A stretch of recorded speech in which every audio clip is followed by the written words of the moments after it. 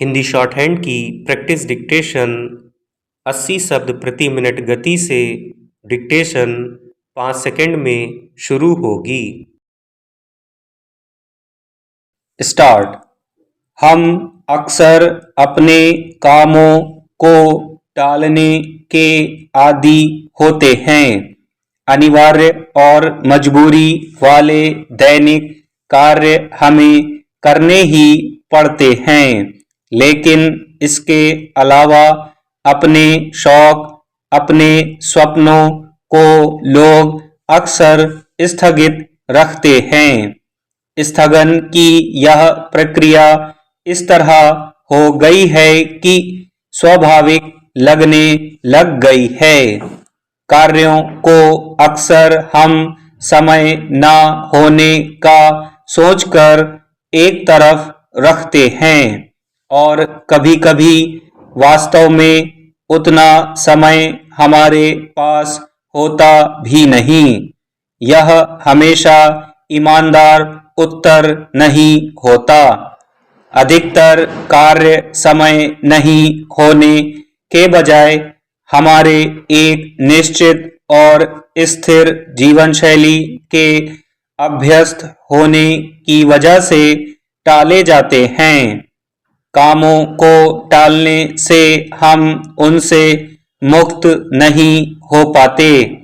वे हमारे मन मस्तिष्क पर बोझ बनकर स्थायी तनाव का रूप लेने लगते हैं। इससे हमारी आदत खराब होती है।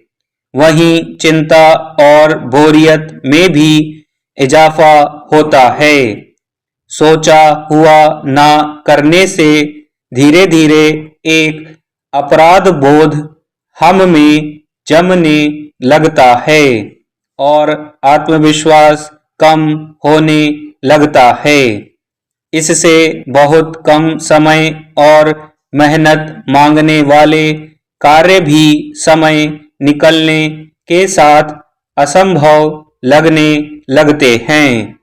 किसी को कुछ लिखना है, कहीं जाना है, किसी से मिलना है, लंबे समय बाद फोन करना है, खाने में कुछ नया बनाना है, नई किताब पढ़नी है, व्यायाम करना शुरू करना है, जैसे बहुत सारे काम हमेशा स्थगित रहते हैं।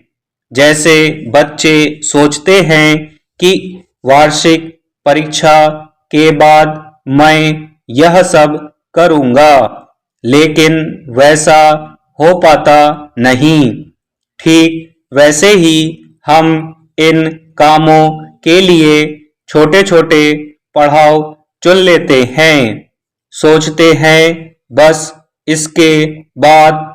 इसके बाद मैं अपने अनुसार जीऊंगा। अधिकतर लोग नौकरी को लेकर सोचते हैं कि एक बार नौकरी मिल जाए उसके बाद सब ठीक हो जाएगा।